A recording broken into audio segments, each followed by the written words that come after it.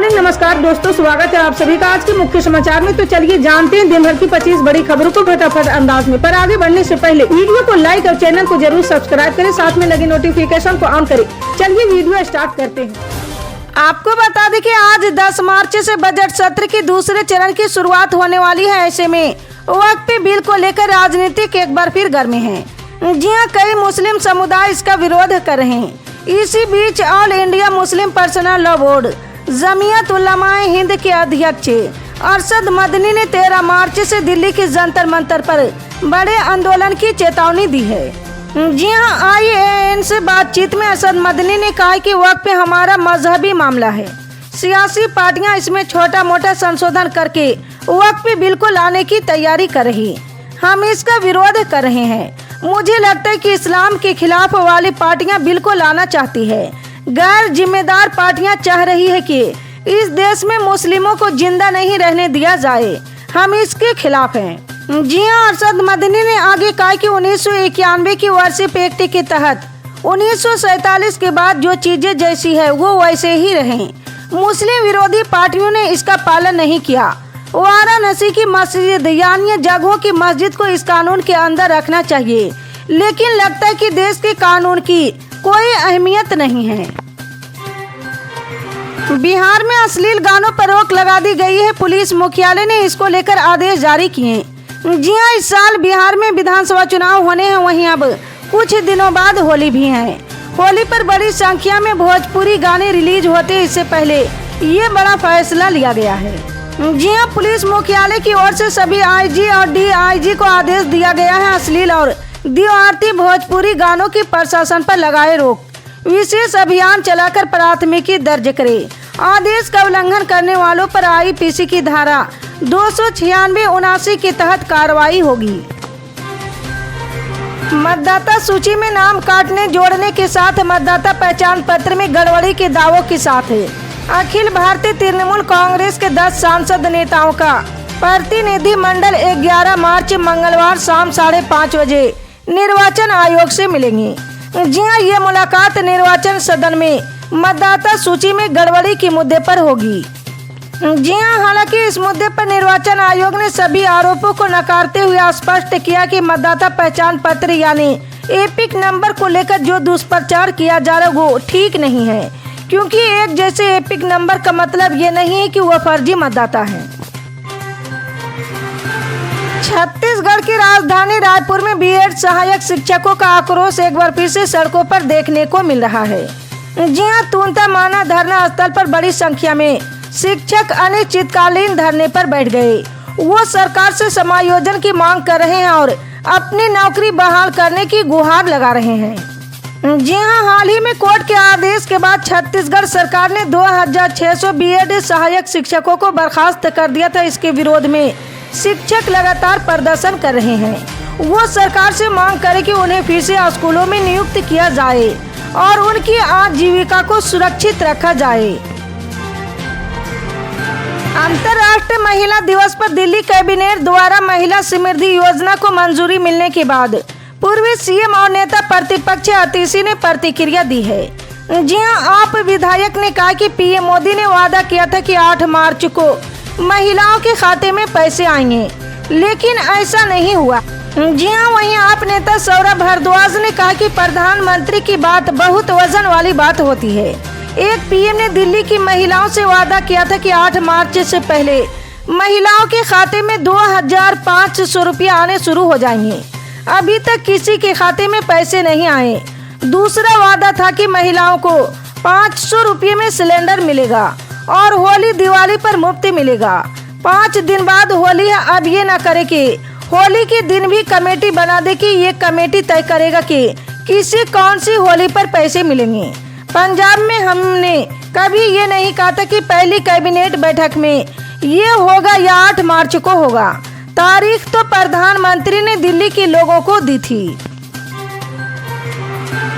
झारखंड के CM हेमंत सोरेन ने मैया सम्मान योजना की किस्त को लेकर जानकारी दी है। उन्होंने कहा है कि मैया सम्मान योजना के तहत महिला लाभार्थियों के खातों में 7500 रुपये की वित्तीय सहायता जमा की जा रही।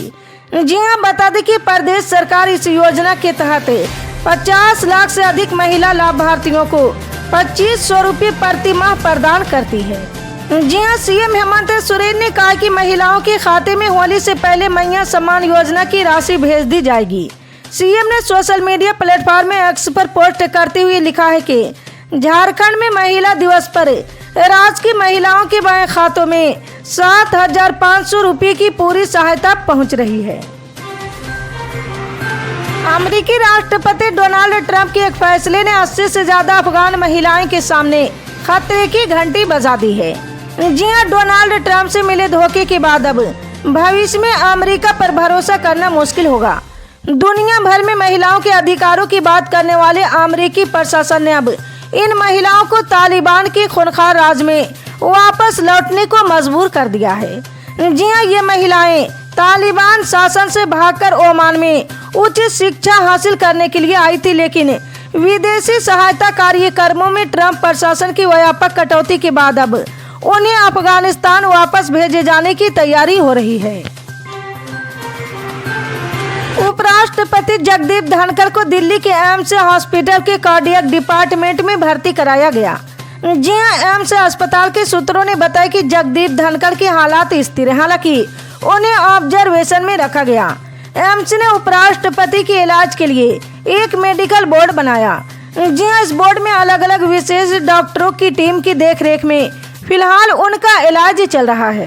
जी हां, सूत्रों ने बताया कि रविवार सुबह बेचैनी और सीने में दर्द की शिकायत के बाद उपराष्ट्रपति जगदीप धनखड़ को एम्स में भर्ती कराया गया। जी हां, 73 वर्ष धनखड़ को सुबह करीब 2 बजे अस्पताल लाया गया। सूत्रों ने बताया कि उनकी हालात स्थिर और उन्हें डॉक्टरों की निगरानी में रखा गया है। डॉक्टरों की एक टीम उनकी स्थिति पर नजर रख रही है। पिछले दिनों राहुल गांधी ने कहा था कि गुजरात में कांग्रेस के भीतर एक बी टीम है जो कि बीजेपी को सपोर्ट करती है। इस बयान पर शिवसेना यूबीटी के नेता संजय राउत ने कहा कि ऐसा सिर्फ कांग्रेस में नहीं है। उन्होंने एकनाथ शिंदे का नाम लेते हुए कहा कि वो शिवसेना में 40 लोगों के साथ 2 साल से बीजेपी का एजेंडा चला रहे थे और फिर खुलेआम चले गए हैं। जी हां, शिवसेना यूबीटी सांसद संजय राउत ने आगे एकनाथ शिंदे पर हमला करते हुए कहा है कि अपने अंदर जो लोग छुपकर बैठे हैं उनको नमक हराम बोलते, जैसे कि हमारे यहाँ एकनाथ शिंदे थे जिनके साथ 40 लोग थे जो 2 साल से बीजेपी का एजेंडा चला रहे थे, खुलेआम चले गए। अच्छा है, चले गए, हम फ्री हो गए, लेकिन अपने घर में बैठकर बेईमानी और गद्दारी करते हैं। कुछ लोग ऐसे जो विदेश के लिए काम करते, जैसे आरएसएस के प्रदीप कुरुलकर DRDO में बैठकर पाकिस्तान के लिए काम करते थे। मौसम के बिगड़ने की घंटी बज चुकी है। मौसम विभाग ने मूसलाधार बारिश का अनुमान जताया। विभाग के पूर्व अनुमान के अनुसार राज्य में अगले 4 दिनों तक मूसलाधार बारिश होने की संभावना है। जी हां, राज्य के क्षेत्रीय मौसम सेंटर ने बारिश का पूर्व अनुमान जताया। साथ ही मौसम विभाग के खतरे की वार्निंग की गंभीरता से लेते हुए राज्य सरकार आज 10 मार्च को स्कूल कॉलेज बंद करने का फैसला ले रही है। जी हां, क्षेत्रीय मौसम विज्ञान केंद्र ने आज 10 मार्च से 4 दिनों तक तमिलनाडु के कई जिलों में भारी बारिश की भविष्यवाणी की है। जी हां, बता दें कि राज्य के कई हिस्से भीषण गर्मी की सामना कर रहे हैं। अब मूसलाधार बारिश के अलर्ट ने अधिकारियों को चिंता में डाल दिया है। उन्होंने निवासियों से भारी बारिश के दौरान सावधानी बरतने का सलाह दिया है। लोगों को बारिश के दौरान घर के अंदर रहने की आग्रह किया। जी हां, अधिकारी स्थिति की बारीकी से निगरानी करेंगे और आवश्यकता अनुसार अपडेट प्रदान करेंगे। दिल्ली विधानसभा के अध्यक्ष विजेंद्र गुप्ता ने नवनिर्वाचित विधायकों के लिए उनके विधानसभा क्षेत्रों में कार्यालय आवंटित करने की प्रक्रिया शुरू करने का निर्देश जारी किए। जी हां, ये निर्णय विधायकों को अपने क्षेत्र की जनता के साथ संपर्क स्थापित करने और प्रभावी जन सेवा सुनिश्चित करने में सहायक होगा। जी हां, दिल्ली विधानसभा चुनाव 2025 के दौरान प्रोटोकॉल के अनुसार पूर्व विधायकों को आवंटित कार्यालय वापस ले लिए गए थे।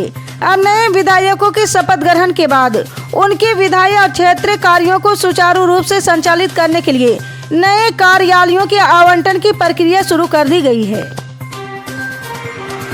महाराष्ट्र में औरंगजेब की कब्र को लेकर चल रहा विवाद अभी थमने का नाम नहीं ले रहा है कि अब इस विवाद पर बाबा रामदेव ने भी अपनी प्रतिक्रिया दी है। जी हां, महाराष्ट्र के नागपुर में एक कार्यक्रम में शामिल होने शनिवार को पहुंचे बाबा रामदेव से जब इस बारे में सवाल किया गया है तो उन्होंने सबसे अलग जवाब दिया है। जी हां, योग गुरु बाबा रामदेव ने मीडिया से बातचीत करते हुए महाराष्ट्र में औरंगजेब की कब्र को लेकर चल रहे विवाद पर कहा है कि भारत भगवान राम, भगवान कृष्ण, भगवान शिव और छत्रपति शिवाजी महाराज का देश है। हमें अपने पूर्वजों की गौरव से प्रेरणा लेकर विकसित भारत के निर्माण में योगदान देना चाहिए। इसके साथ ही योग गुरु ने आगे कहा कि औरंगजेब एक क्रूर शासक था, उसकी चर्चा करना ही व्यर्थ है। भारत में जितने भी क्रूर आतंकी शासक रहे, उनकी गुलामी की निशानियों को सहेज कर रखने का कोई मतलब नहीं है। हम अपने महान पूर्वजों की विरासत पर ध्यान देना चाहिए और उनके सपनों का भारत बनाना चाहिए। इसी तरह की पल पल के अपडेट जानने के लिए जुड़े रहा हमारे MSP न्यूज के साथ। मिलते हैं अगली बड़ी खबर में, तब तक के लिए जय हिंद।